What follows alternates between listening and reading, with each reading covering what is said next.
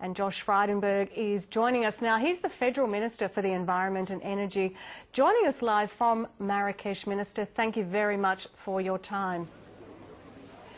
Now tell us... Nice to be with you. Thank you. And it looks very sunny there. What is the mood like, though, at this event? We're hearing of concern about the President-elect Trump pulling out of this climate change agreement. Is a mood of concern being felt in Marrakesh at the moment? Well, as you know, last year at the Paris Agreement, there was a landmark agreement with more than 190 countries agreeing to reduce their emissions, and now Australia has joined more than 100 countries in ratifying that Paris Agreement. And there's been real momentum building in recent months because there's been an agreement on the international aviation sector to reduce emissions and an agreement to reduce the emissions coming from hydrofluorocarbons. But all that's been punctured with uncertainty with the election of President-elect Trump. And obviously a lot of people here are uncertain as to where he will take US climate policy and energy policy. Now, it's a bit early to tell because we don't know who his cabinet appointments will be, and he did make certain policy pronouncements during the election campaign, but certainly people are waiting to see the detail of the next US administration's energy and climate change policy, because it will have a major impact on agreements like the one that was struck last year at Paris. So what about your concerns, Minister, if the US does back out of this accord?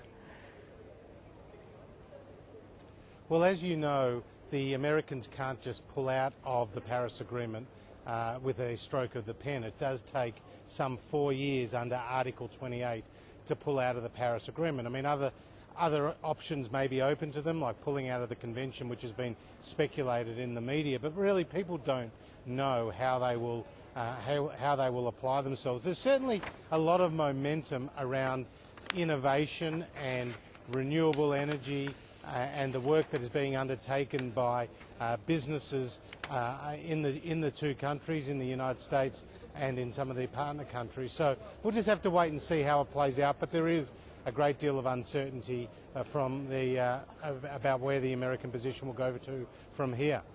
Well, the Prime Minister Malcolm Turnbull has said that Australia will follow through. It has now committed itself, and it won't change that even if the US does decide to pull out. Is that definitely the case? Absolutely. This is a global agreement with so many countries buying into the outcome. Now, Australia took to Paris an ambitious target of reducing our emissions by 26 to 28% by 2030 on 2005 levels. We have already met our first Kyoto target. In fact, we beat it by 128 million tonnes. We're on track, I'm advised, to beat our 2020 targets by 78 million tonnes, and we're confident that we'll have the right policies in place to meet our 2030 targets. So I'm very confident that Australia will stick to this global agreement, that will meet its emissions reductions targets, and it can do so in a cost-effective way, dare I say it, a bit unlike our political opponents who have a much higher renewable energy target and no plan as to how they're actually going to get there.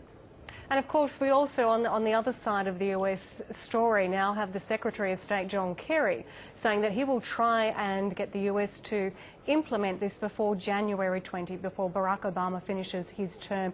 How do you rate John Kerry's chances? Well, I'm not actually going to speculate on how those domestic political machinations will play out, other than to say the US has ratified the agreement. There are mechanisms for it to pull out of the agreement, but they're long-dated ones, indeed 4 years under Article 28.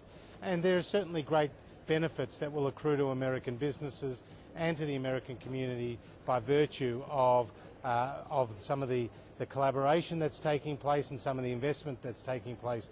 And new changes around new fuel standards, building standards, white good appliances standards, those energy efficiency standards would be very hard for an American government to reverse because they've been put in place.